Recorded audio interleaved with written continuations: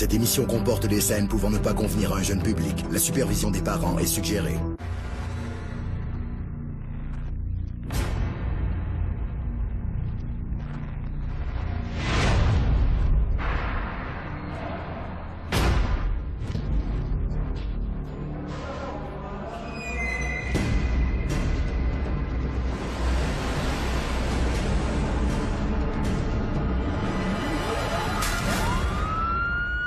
Wake up!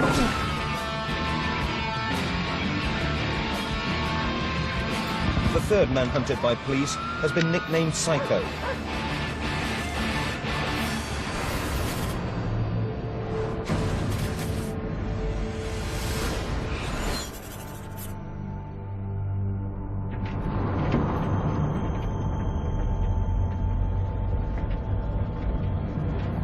J'avais 19 ans quand on m'a arrêté. J'ai eu une enfance assez ordinaire. Mais je suis devenu très agressif au milieu de l'adolescence. On pourrait dire que j'étais un type téméraire et dangereux.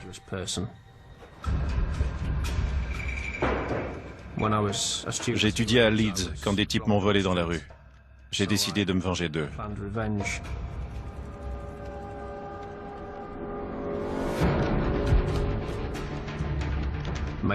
J'ai fabriqué une bombe que j'ai cachée près de l'endroit où ces types se tenaient.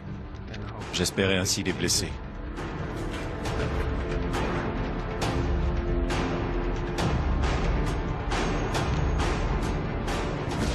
Please, get down!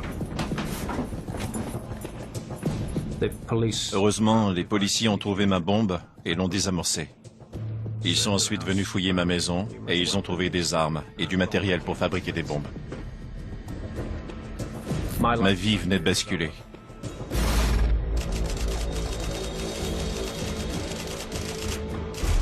J'avais 19 ans quand on m'a arrêté.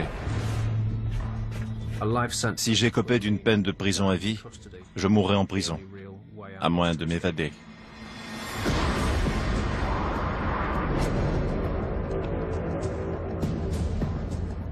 Il n'y a pas de meilleur moment pour s'évader que lorsqu'on se trouve à bord d'un fourgon cellulaire. On me conduisait à une prison à sécurité maximum en Angleterre. C'était le moment ou jamais de passer à l'action. Le gardien devant moi avait les clés de mes menottes. Je pourrais m'enfuir si je lui faisais assez peur pour qu'il me donne ses clés.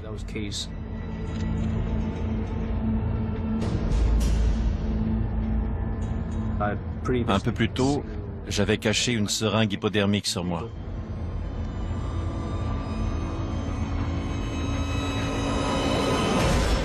Je me la suis plantée dans le bras. Wake up! Stop the van! Stop the van! J'ai dit, j'ai le sida, si vous ne m'enlevez pas ces menottes, je vais vous piquer avec mon aiguille. En vérité, je n'avais pas le sida, mais le gardien a regardé le sang et l'aiguille. Et il a ordonné au conducteur de se rendre au poste de police le plus près, ce qui était conforme à la procédure.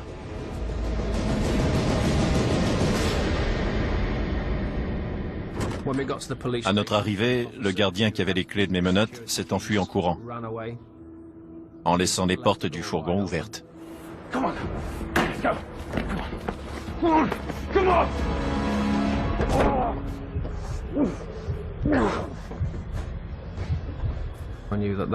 J'ai alors compris que je n'irais nulle part.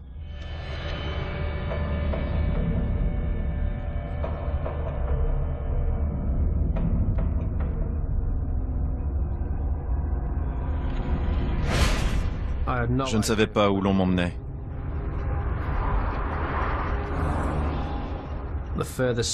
Mais quand j'ai vu qu'on roulait vers le sud, j'ai su dans quelle prison j'allais.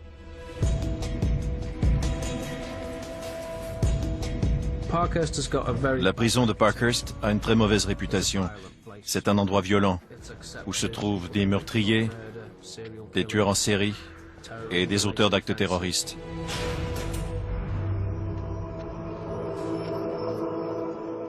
C'est un endroit horrible. Il y règne une atmosphère de misère et de désespoir.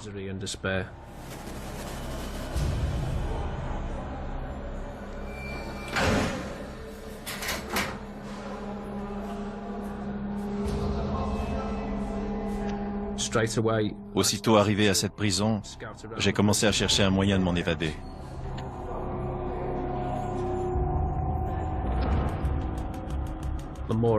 En examinant les lieux, je voyais à quel point ce serait complexe. Je devrais échapper à la surveillance des gardiens, éviter les caméras, franchir une clôture de 6 mètres surmontée de barbelés à lame, puis un mur d'une hauteur de plus de 7 mètres dont le haut est en forme de dôme. De plus, j'étais sur une île. J'aurais à traverser une étendue d'eau pour atteindre la Grande-Bretagne.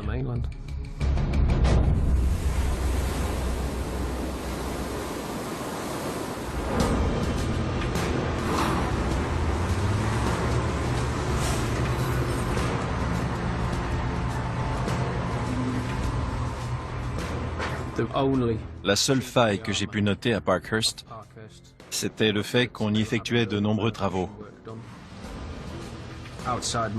Tous les jours, devant la fenêtre de ma cellule, des camions et des excavatrices allaient et venaient sur le terrain même de la prison.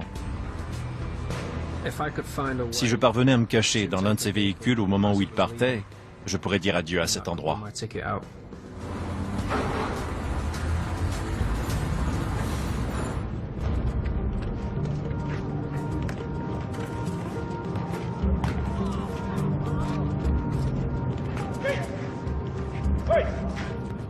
J'avais connu Keith dans une autre prison.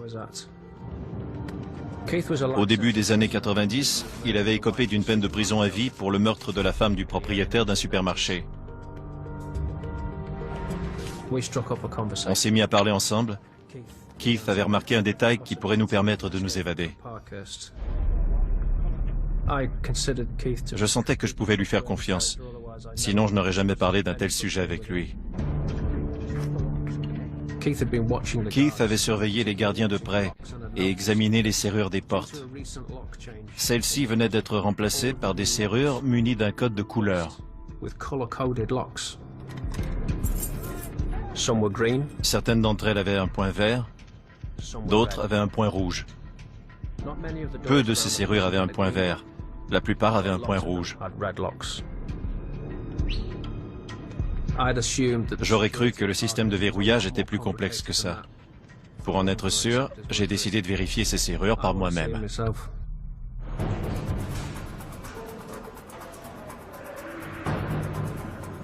J'ai passé une journée ou deux à faire le tour des lieux.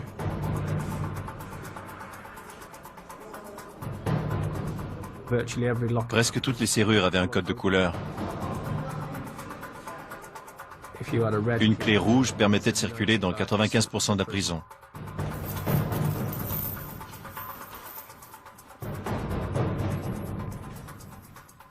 Cette clé nous permettrait d'accéder au terrain où circulaient les camions.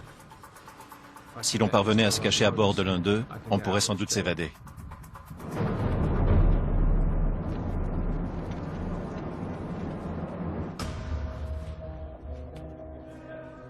Keith et moi avons alors commencé à planifier notre évasion.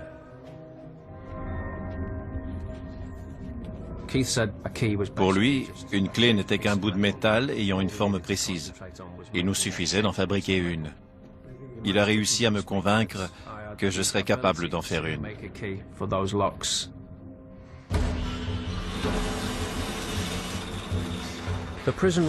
Comme je pouvais suivre des cours, je me suis inscrit dans celui où l'on enseignait l'usinage de métaux. On était constamment surveillés, alors je devais être prudent. J'avais le matériel dont j'aurais besoin pour faire une clé.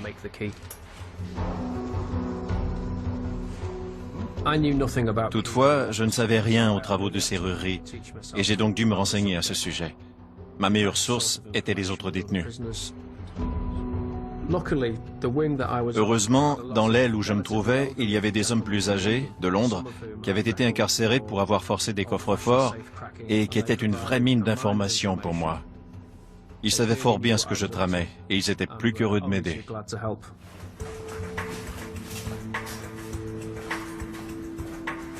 Dans la salle de musique, une des portes était munie d'une serrure à point rouge. Essayer de comprendre le fonctionnement de cette serrure représentait mon premier grand défi. Je pouvais l'examiner pendant des heures d'affilée, à me la représenter mentalement, pour me figurer comment je pourrais la déverrouiller. Plus je la regardais, plus je réalisais à quel point c'était un mécanisme compliqué. Heureusement, je pouvais examiner les clés des gardiens qui s'endormaient parfois, leur trousseau à la vue de tous. On peut savoir bien des choses en examinant la forme d'une clé.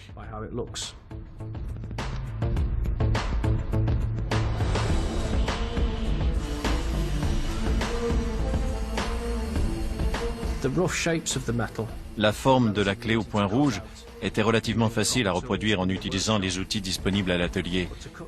Mais pour en façonner les moindres détails, il me faudrait quelques heures, ce que je ne pourrais pas faire à l'atelier. Je devais effectuer ce travail dans ma cellule.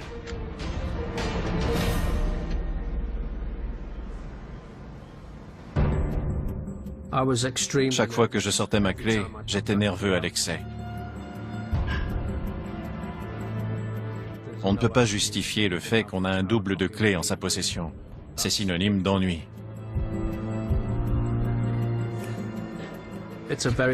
C'était un travail fastidieux et j'avais peur qu'on m'entende, d'autant plus que ça produisait un bruit caractéristique.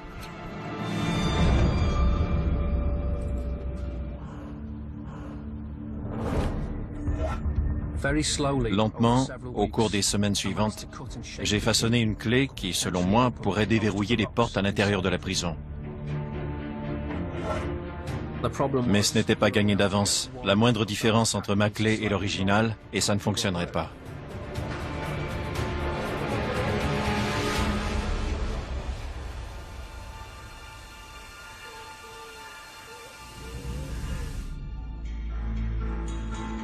Le meilleur endroit pour tester ma clé, c'était la salle de musique.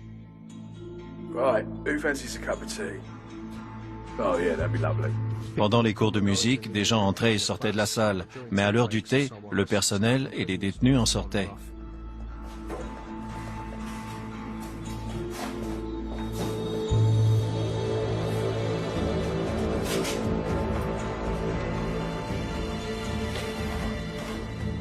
J'ai introduit la clé dans la serrure. Elle y entrait parfaitement. Mais j'avais du mal à la faire tourner. Quelque chose clochait. La clé se tordait. J'ai tenté de la sortir de la serrure, mais elle était coincée. Si un garde arrivait et voyait cette clé, je serais fichu.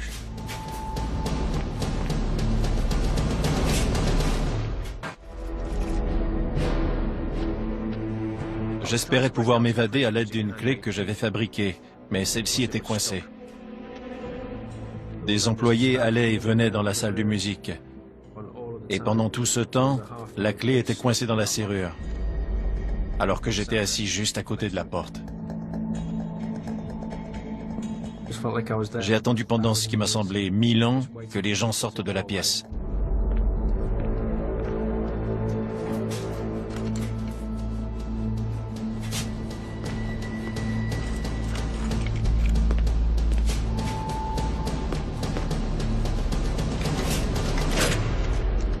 J'ai finalement réussi à décoincer la clé. Et j'ai compris que j'avais besoin d'une clé plus rigide.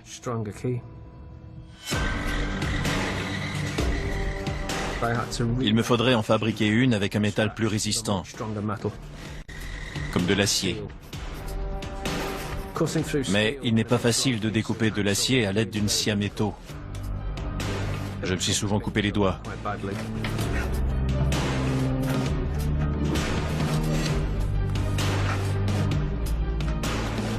J'ai dû consacrer une bonne semaine à la coupe de cette clé.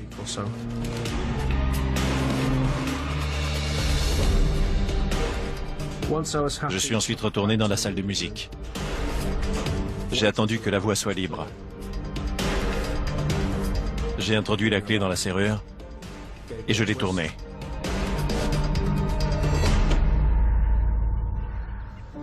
J'étais fou de joie.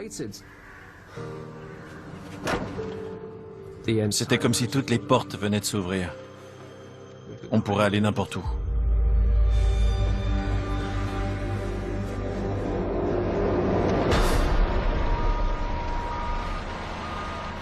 J'ai alors appris une mauvaise nouvelle.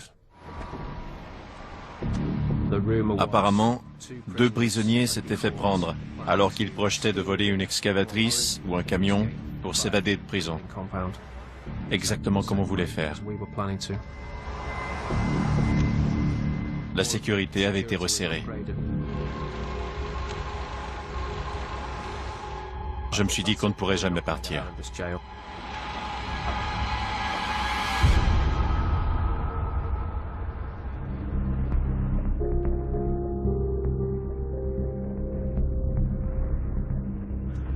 Keith et moi avons discuté. Et on a convenu qu'il nous fallait trouver un autre moyen de s'évader de prison en mettant à profit notre clé.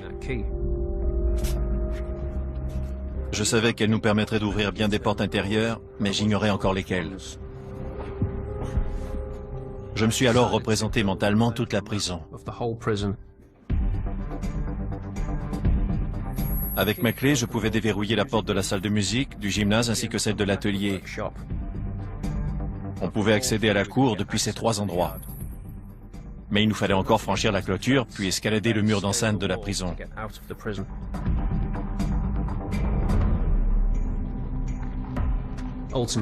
La clôture, qui était surmontée de barbelés à lame, mesurait 6 mètres. Et le mur d'enceinte en béton faisait 7,30 mètres. De plus, il se terminait en forme de dôme. On ne pourrait l'enjamber qu'avec une échelle bien solide.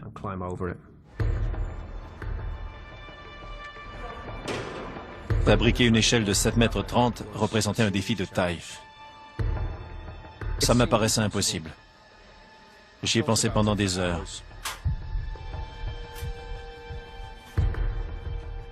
Puis je me suis rendu compte que la réponse se trouvait vraisemblablement à l'atelier.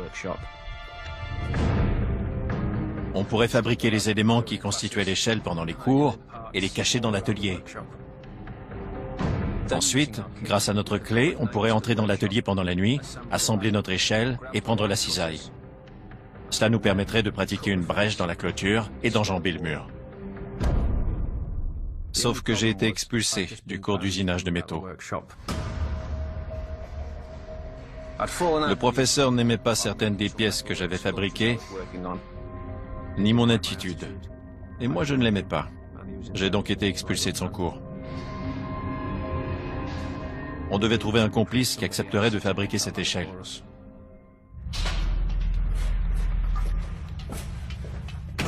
Un homme en particulier pouvait nous aider.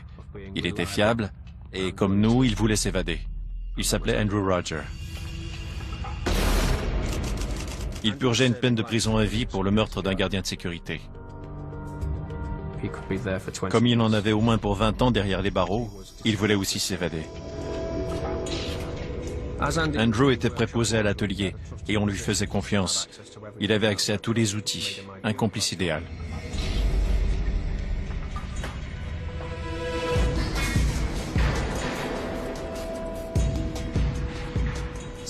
Le personnel de la prison croyait qu'Andrew ne faisait qu'effectuer divers travaux pour la prison. Personne ne lui posait la moindre question.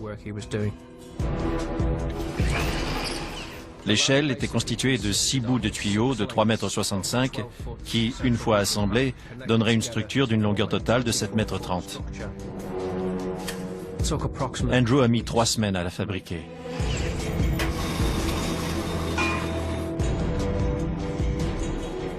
Il l'a ensuite cachée en pièces détachées dans l'atelier. On projetait de l'assembler le soir de notre évasion.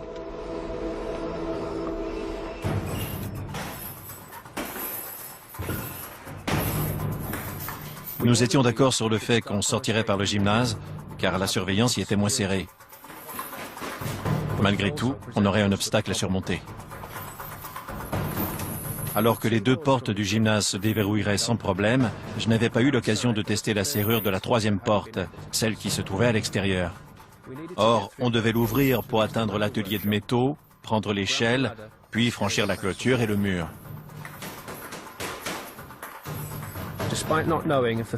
Malgré ce problème, on s'entendait tous pour dire qu'il nous fallait sortir par le gymnase.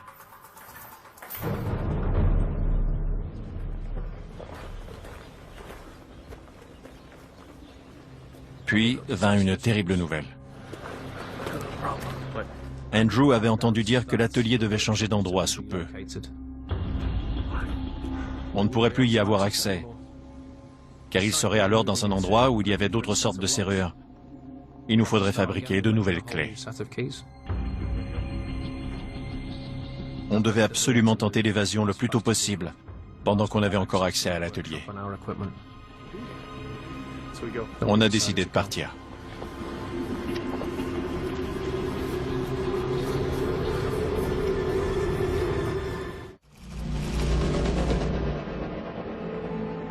Il était temps pour nous de nous évader.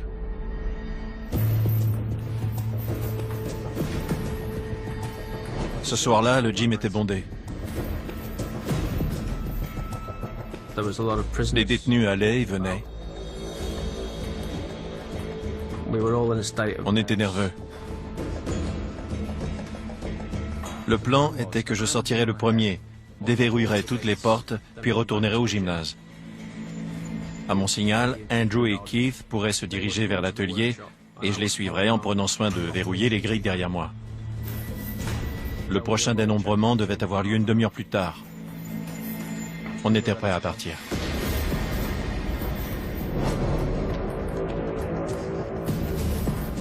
Après m'être assuré que la voie était libre, j'ai introduit ma clé dans la serrure de la première porte et je l'ai tournée. Ça a fonctionné.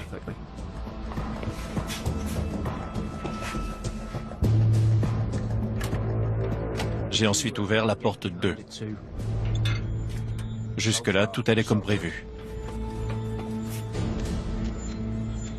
J'ai alors couru vers la porte 3. Le succès de notre évasion reposait sur le fait que je parvienne à la déverrouiller. Si on n'atteignait pas l'autre côté de la cour, il nous serait impossible d'entrer dans l'atelier et on aurait fabriqué l'échelle pour rien.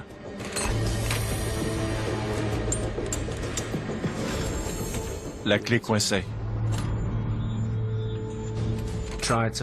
J'ai essayé et essayé encore.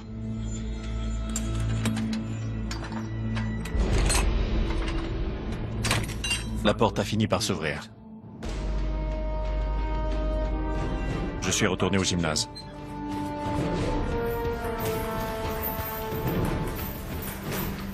Keith et Andrew m'attendaient.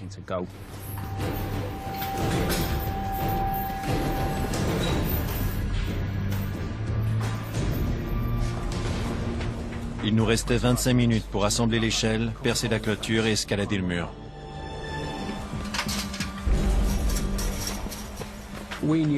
On savait que quelqu'un pourrait nous voir grâce aux caméras de surveillance qui filmaient la cour. Si ça se produisait, les gardiens seraient rapidement à nos trousses. À 6 mètres de l'atelier, on a entendu une porte grincer.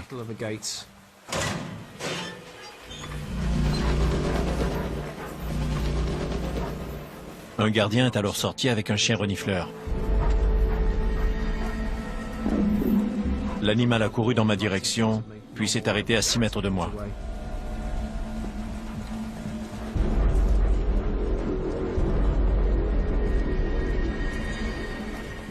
Il a regardé dans ma direction. Il scrutait l'ombre où j'étais caché. Je le regardais moi aussi.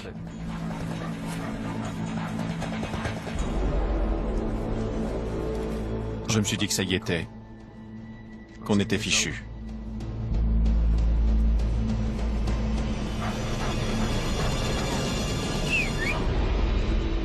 L'homme a alors rappelé le chien. Je n'en croyais pas mes yeux. On ne pouvait plus traîner dans les parages.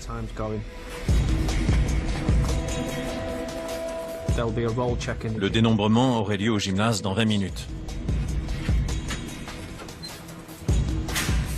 On a atteint l'atelier et Andrew s'est aussitôt mis à assembler l'échelle. De mon côté, j'ai pris une cisaille pour percer la clôture, ainsi qu'un bout de câble électrique qui nous permettrait de descendre de l'autre côté du mur d'enceinte. En l'espace de 10 minutes, l'échelle était assemblée. On avait une telle quantité d'adrénaline dans les veines qu'on s'est mis à courir à toute vitesse.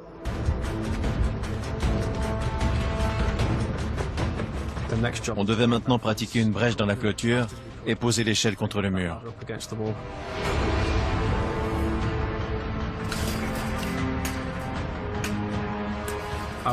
J'étais convaincu que je verrais arriver des gardiens d'un moment à l'autre.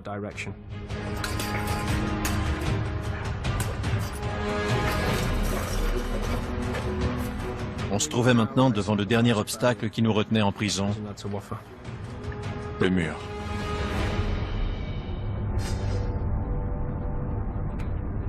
Le stress me donnait la nausée.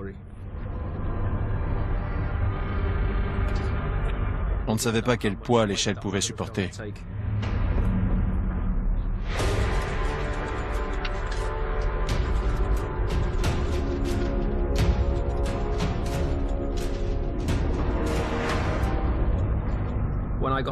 Arrivé tout en haut de l'échelle, j'ai dû nouer très rapidement le câble électrique à celle-ci.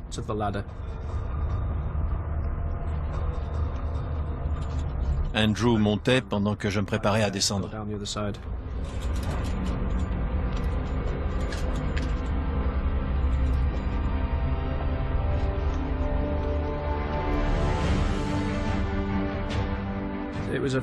J'ai eu une drôle d'impression quand j'ai mis le pied au sol. Je ne pouvais pas croire qu'on avait réussi. Mais on n'a pas eu le temps d'y réfléchir. On savait simplement qu'il fallait s'enfuir.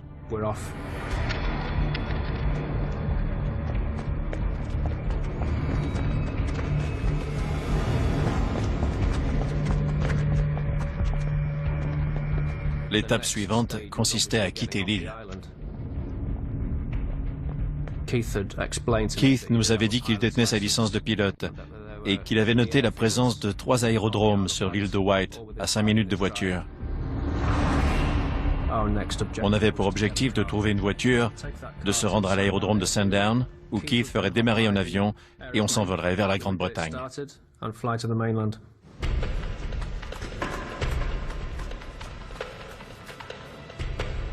Il devait alors être 18h55. Or, on savait que le dénombrement serait effectué à 19h.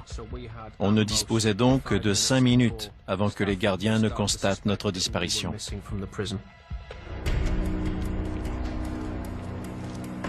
Keith, qui avait l'esprit vif, a alors dit « Prenons un taxi ».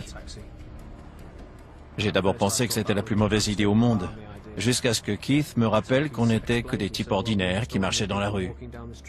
On avait aussi un peu d'argent. En fin de compte, c'était une bonne idée, car on se retrouverait loin de la prison en seulement quelques minutes.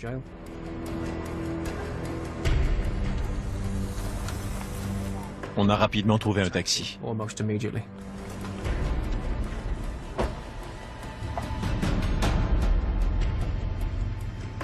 On roulait quand j'ai réalisé que l'alarme sonnait sans doute au même moment à la prison.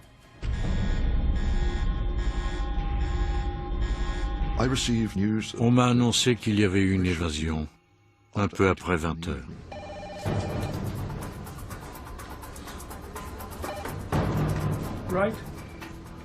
J'étais pleinement conscient du danger que représentait tout évadé de Parkhurst. Comme ils étaient 3 dans ce cas-ci, c'était vraiment préoccupant. J'ai aussitôt mobilisé 250 policiers afin qu'ils effectuent une fouille systématique de l'île. Je voulais qu'ils vérifient tous les traversiers qui se rendaient en Grande-Bretagne afin d'empêcher les évadés de partir. L'île de White est un peu comme l'île d'Alcatraz. Si les détenus peuvent s'évader de prison, ils sont coincés sur l'île.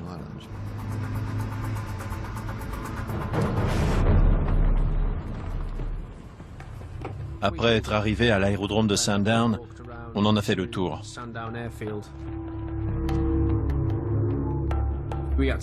On devait être très prudent, car notre présence aurait paru louche à quiconque se trouvait sur le terrain ce soir-là.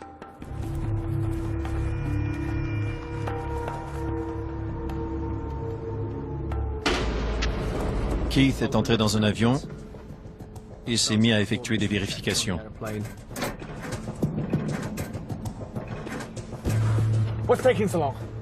Il n'y avait pas de batterie dans l'avion.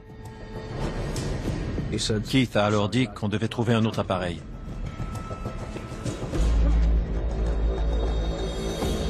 Si on ne parvenait pas à faire démarrer cet avion, notre plan tomberait à l'eau et on serait piégé sur l'île.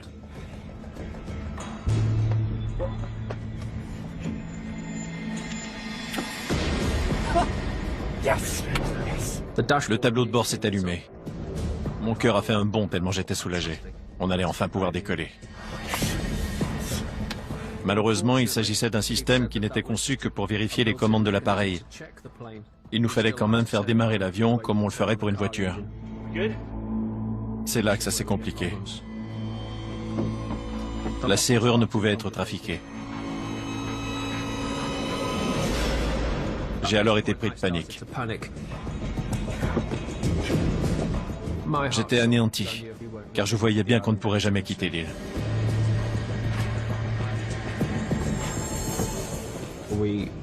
On a alors abandonné l'idée de l'avion.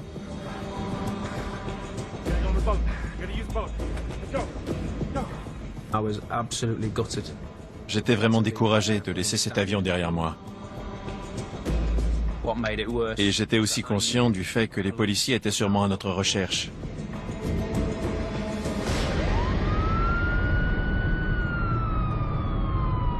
Lors de l'annonce de l'évasion, on nous a donné un code spécial.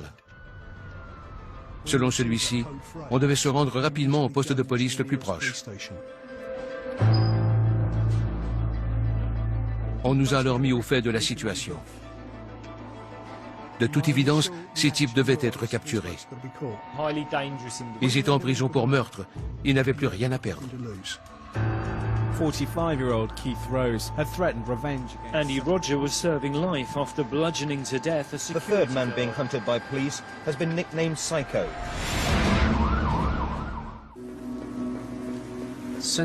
Après l'évasion, on a marché pendant 4 ou 5 heures. On n'avait rien mangé ni bu depuis une douzaine d'heures. Et on était crevés.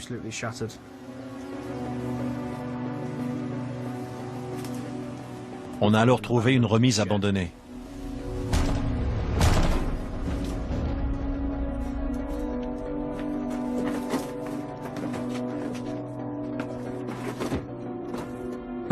Pendant la nuit, il a fait un temps glacial. Et on n'avait qu'une grande bâche en plastique pour se couvrir.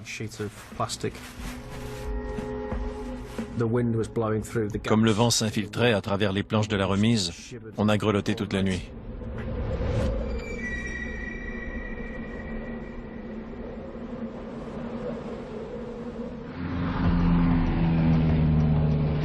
The search teams have now moved to the sparsely populated south coast of the island. They'll be checking miles of coastline and scores of isolated properties. C'était comme tenter de trouver une aiguille dans une botte de foin. Les évadés étaient rusés, sournois et dangereux. J'avais peur qu'ils prennent des otages et se cachent. Chaque fois qu'on entrait dans une maison, on la fouillait de fond en comble et on s'assurait qu'aucun occupant n'était retenu en otage.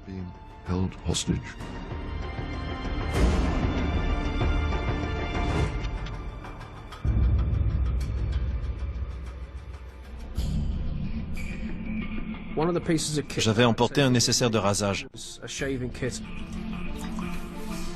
ce qui a permis à Keith de se raser la barbe.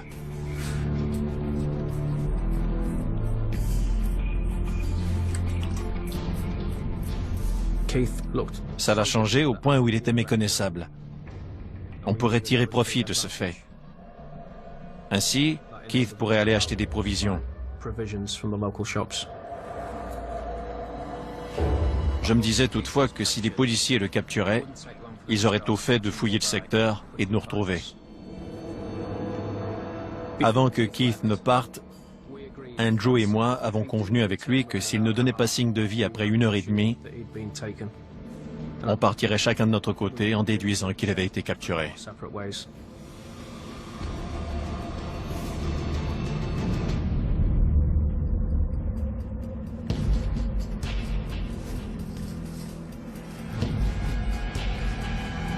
Il y a plusieurs propriétés et maisons isolées dans la campagne, tout autour de la prison.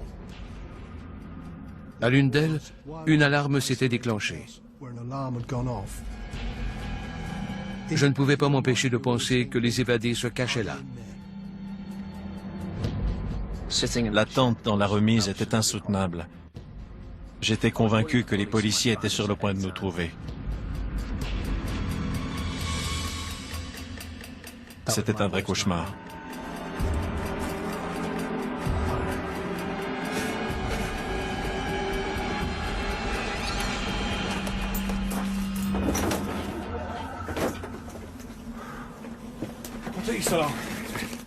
C'était une fausse alerte. On était déçus. On devait retrouver les évadés. Il était hors de question qu'on abandonne. Andrew et Keith voulaient absolument qu'on parte. Moi, je voulais rester, parce que je croyais que plus on attendrait, plus on aurait de chance de trouver un bateau.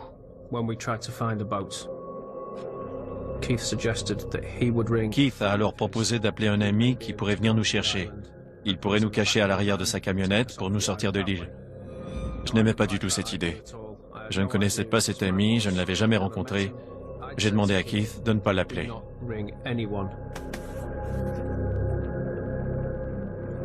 Celui-ci est alors sorti chercher de quoi manger et boire.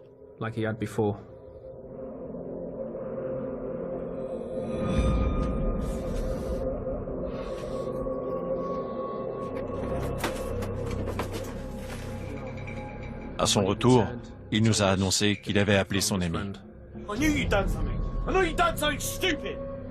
J'étais furieux. Selon moi, c'était de la folie de dire à quiconque où on se trouvait et dans quel état on était.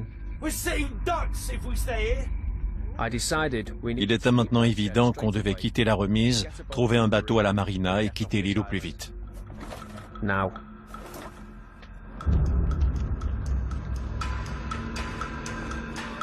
Nous sommes partis chacun de notre côté.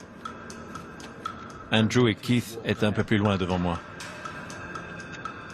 On s'était dit qu'ainsi, si l'un de nous était repéré par un policier, les deux autres auraient peut-être le temps de s'enfuir. On m'avait demandé d'effectuer une patrouille.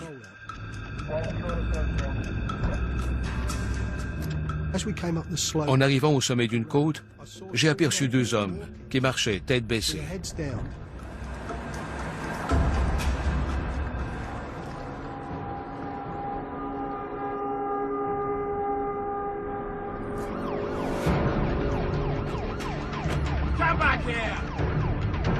Je me suis alors enfui. Andrew et Keith devraient se débrouiller seuls.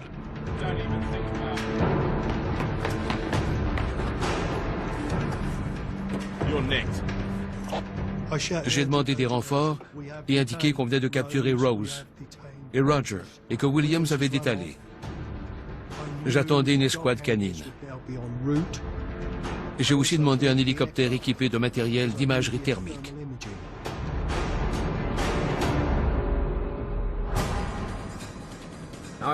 J'ai couru aussi vite et aussi longtemps que possible. Je ne pensais qu'à courir. Je me disais que je devais continuer, qu'ils ne m'avaient pas encore capturé.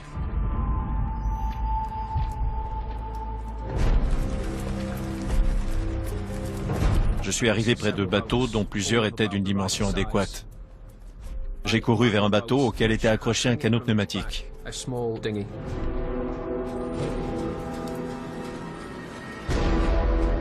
Je voyais des lumières approcher. C'était une question de minutes avant que les policiers me retrouvent.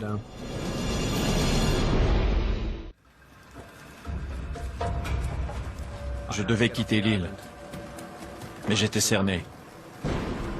Je ne pouvais m'enfuir qu'en bateau. Les policiers avançaient à travers les arbres. J'ai commencé à défaire les nœuds, mais ceux-ci étaient très serrés. L'air était glacial et j'avais les mains gelées. La corde était si raide que je n'arrivais pas à glisser mes doigts à travers les nœuds pour les desserrer. On est rapidement arrivé sur les lieux. Le chien a aussitôt flairé une piste. On s'est alors dirigé vers la marina. Le fugitif était sans doute allé à cet endroit dans l'espoir d'y trouver un bateau et de partir.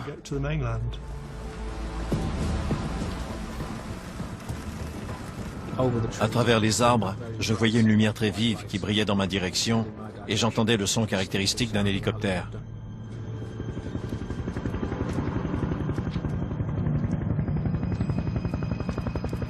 Le problème avec cet hélico, c'est qu'il était équipé d'une caméra thermique, ce qui signifiait que le pilote pourrait me voir, peu importe où je me cacherais. J'ai alors pensé que mon seul moyen de ne pas être repéré serait de me glisser dans l'eau.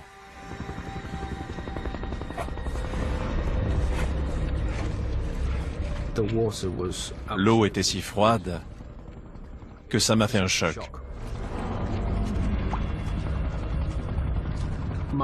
J'espérais qu'après être passé au-dessus du secteur, l'hélicoptère poursuivrait sa route le long de la côte. Je pourrais alors sortir de l'eau et revenir sur mes pas. Je croisais les doigts pour que l'hélicoptère s'en aille.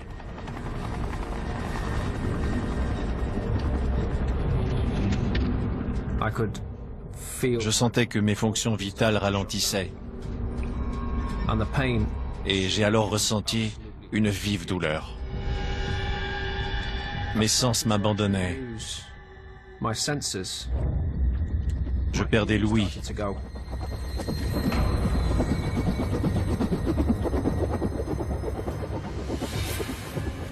Je perdais aussi la vue.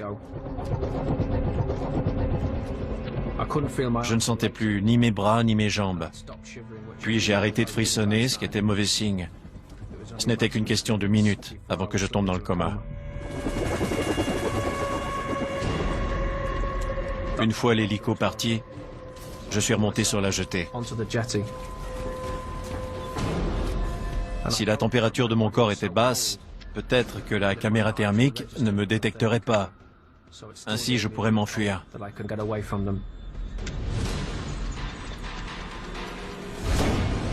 Je n'avais presque plus d'ouïe. Je n'entendais qu'un sifflement aigu. Je ne voyais que ce qui était droit devant moi. Tout à coup, l'un de mes collègues a aperçu quelqu'un qui bougeait.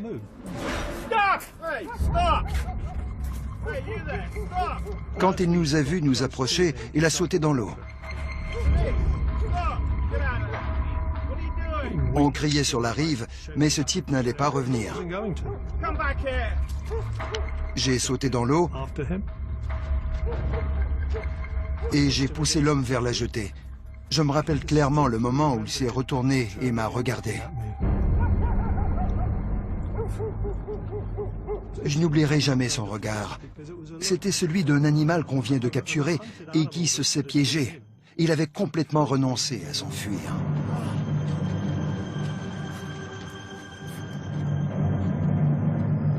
Rendu là, je n'avais plus d'autre choix que d'abandonner.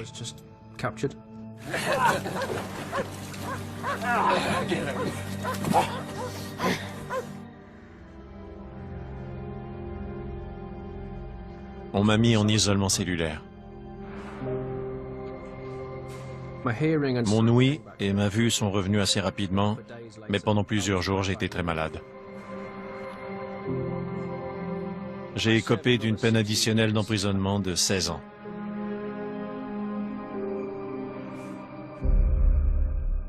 Et malgré tout ce qui était arrivé, je désirais encore tenter une évasion.